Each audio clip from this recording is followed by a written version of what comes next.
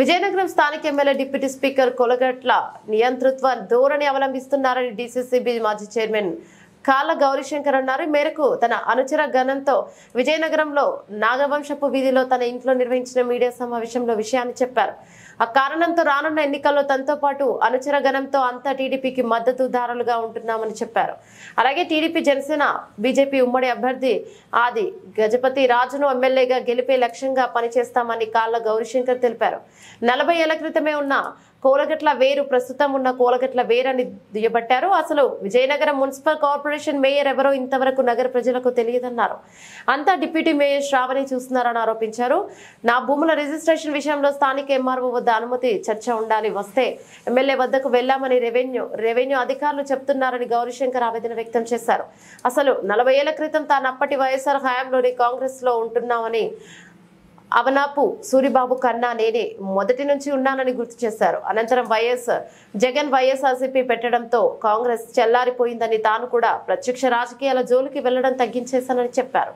ఇప్పుడు ఎన్నికలు సమీపిస్తుండటంతో, అలాగే నాకు నా భూముల విషయంలో స్వానుభవం కలగడంతో ఇక వైఎస్ఆర్సీపీలో ఉండే కన్నా తెలుగుదేశంకు మద్దతు ఇవ్వాలని నిర్ణయం తీసుకున్నానని, ఆ విధంగానే పార్టీకి పనిచేస్తానని చెప్పుకొచ్చారు డీసీసీబీ మాజీ చైర్మన్ కాళ్ళ గౌరీశంకర్.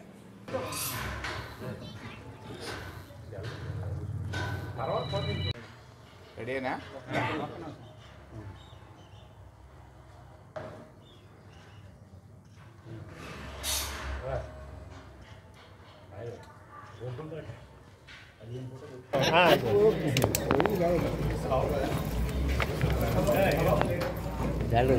ఒకసారి చూపిస్తాను. ఎంచేతంటే ఇది ఎన్నికల తరుణం. ఇప్పుడు కూడా మౌనంగా కూర్చుంటే అది మేము ఒక విధంగా చెప్పాలంటే రాజకీయంగా కానీ వ్యక్తిగతంగా కానీ చాలా పొరపాటు చేసినట్లే. ముఖ్యంగా ఈ సమావేశంలో మేము పెట్టడానికి ఏంటంటే స్థానిక ఎమ్మెల్యే మరి డిప్యూటీ స్పీకర్ గారు అయినటువంటి కోలగట్ల వీరభద్రస్వామి గారి నియంతృత్వ ధోరణికి నిరసనగా ఈ సమావేశం ఏర్పాటు తెలుసు. మేము తెలుసుంటే మాకు తిన్నప్పటి నుంచి ఏదో చేతులతోనో తోసుకోవడం, మహా పెద్ద తగు అయితే కర్రలు పట్టుకున్నారు తప్పించి కర్రలతో కొట్టుకునేవారు కాదు, ఆ భయానికే. కానీ ఇక్కడ కత్తులతో దాడి చేసే సంస్కృతి ఈ విజయనగరంలో మేము కళ్ళారా చూసాం. నా 40 సంవత్సరాల రాజకీయ చరిత్రలో ఎప్పుడు చూడలేదు.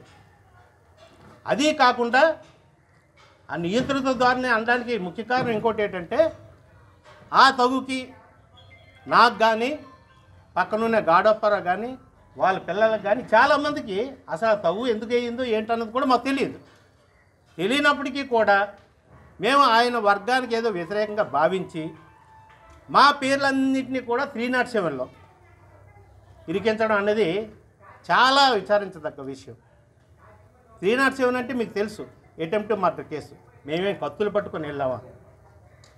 నేనైతే అదృష్టశాత్తు బయటకు వచ్చి యాన్స్పేటర్ బెయిల్ పెట్టుకున్నాను. కానీ మరి గాడప్పరా లాంటి కొంతమంది అమాయకులు అయితే సుమారు 1 రోజులు పైబడి జైలు శిక్ష అనుభవించారు. ఏది ఎటువంటి సంబంధం లేని వ్యక్తులు. అటువంటి నియంత్రిత ద్వారానే ఇక్కడ జరుగుతుంది. ఇక రాజకీయంగా వస్తే ఏంటంటే,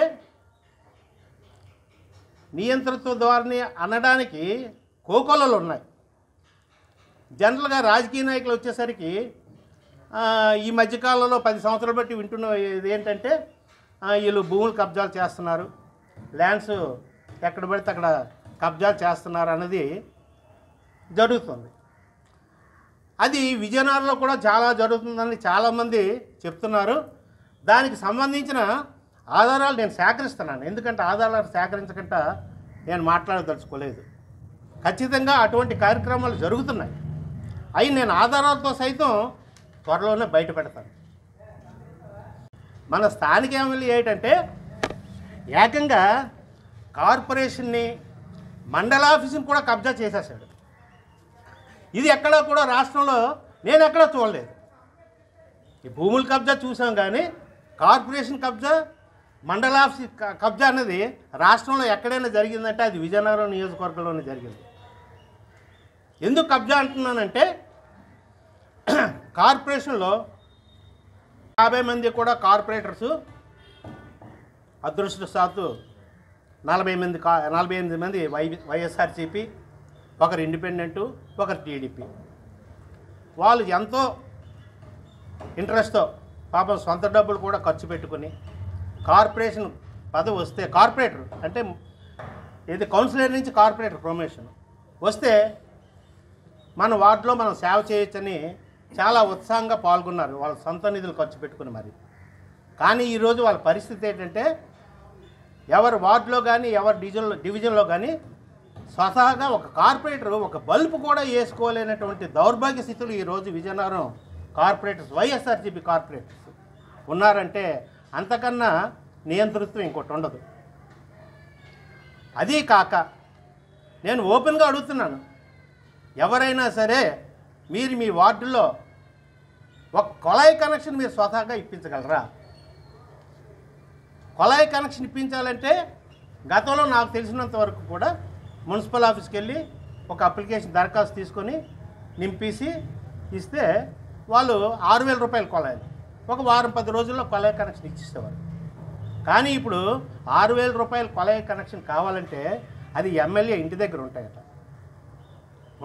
కాదు, ఉన్నాయి అటా కాదు. ఎందుకంటే నాకే అలా జరిగింది. ఏమిట్రా ఈ పద్ధతి? మున్సిపల్ ఆఫీస్లో గతంలో మేము ఏంటంటే ఒక ఫిట్టర్ వచ్చేటప్పుడు, బాబు ఏదో ఒక అప్లికేషన్ తీసుకురా 6,000 రూపాయలు కనెక్షన్ అంటే 6,000 రూపాయలు ఇదిగొట్టండి అని అప్లికేషన్ తీసుకొచ్చేవారు.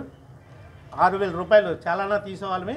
వాటికి సంబంధించిన సామాన్ ఎంత ఎస్టిమేషన్ అవుతుందంటే ఆ డబ్బులు ఇచ్చేస్తే వాళ్ళు తీసుకొచ్చి చేసేసేవారు. మ్యాక్సిమం వారం 10 రోజుల్లో వాళ్ళు పని అయిన తర్వాత వాళ్ళు వేసినందుకు గాను మన సంతృప్తి కొలితే ఒక 500 ఎంత ఇస్తే చాలా సంతోషపడి వెళ్ళేవారు. కానీ ఇప్పుడు అప్లికేషన్ కావాలంటే మాకు కాదు, ఈవెన్ కార్పొరేటర్కి కావాలన్నా ఆ ఎమ్మెల్యే గారి దగ్గరికి వెళ్ళాలి. ఇంకొక గొప్ప విషయం నేనేంటంటే అప్లికేషన్ చూశాను, అప్లికేషన్ మీద ఎవరి సంతకం ఉంటుంది సహజంగా? అయితే కమిషనర్ లేదా కన్సెంట్ ఎస్సీ కానీ డిఈ కానీ ఏఏ కానీ వాళ్ళ సంతకాలు ఉండాలి. నాకు తెలిసినంత వరకు పూర్వం ఎప్పుడు వాళ్ళ సంతకాలు ఉండేవి. మరి కాదు అనుకుంటే ఒక మేయర్ సంతకం, లేదు ఇంకా కాదు అనుకుంటే ఆ డివిజన్ కార్పొరేటర్ సంతకం. కానీ ఇక్కడ దరఖాస్తు మీద ఎమ్మెల్యే సంతకం ఉంటుంది. ఆ కార్పొరేషన్ దరఖాస్తు ఫారంకి ఎమ్మెల్యే సంతకి ఏంటి సంబంధం? నాకైతే 40 సంవత్సరాల రాజకీయ చరిత్రలో ఎక్కడ అర్థం కాలేదు. నీకేమిటి సంబంధం అసలు? కార్పొరేషన్లో దరఖాస్తు నీకు సంతకం పెట్టి ఇవ్వవలసిన అవసరం ఏటుంది? అంటే ఏ కార్పొరేటర్ కూడా నన్ను అడిగే ధైర్యం ఎవరికి లేదు కాబట్టి. కానీ పబ్లిక్ పాపం అమాయకులు, నువ్వు చేస్తున్నది చాలా చూస్తున్నారు, అయితే టైం గురించి మాత్రం వెయిట్ చేస్తున్నారు. ఆ టైం ఇప్పుడు రానే వచ్చింది. లేకపోతే కొళాయి అప్లికేషన్ నువ్వు గౌరవ సభ్యుడివి, కేవలం నువ్వు కార్పొరేషన్లో ఒక గౌరవ సభ్యుడివి. నువ్వు ఏదైనా విషయం ఉంటే నువ్వు సమావేశానికి వెళ్ళి సూచనలు సలహాలు ఇవ్వాలంతే, అంతే తప్పించి దరఖాస్తు మీద నీ సంతకం పెట్టి అది ఎవరో అడిగే నాదులు లేడు. ఇంకా గౌరవం ఏంటంటే